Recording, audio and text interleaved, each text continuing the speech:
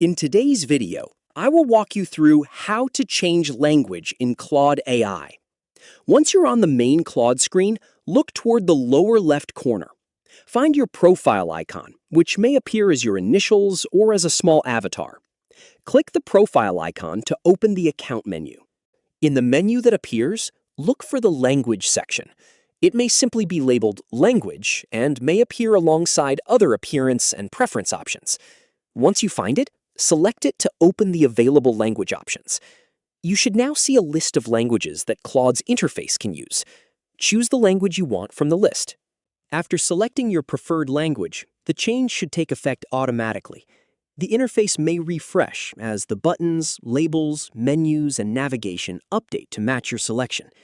You should not need to restart the desktop application or reload the page for the change to apply. If the screen does not update immediately, give it a moment for the new language to load. If needed, you can manually refresh the page to help apply the updated labels. Changing the language only affects the Claude interface, including the buttons, labels, and menus. Your existing chats will remain the same, and changing the interface language will not remove your conversation history. If you want to change the language again later, return to the same profile menu in the lower left corner.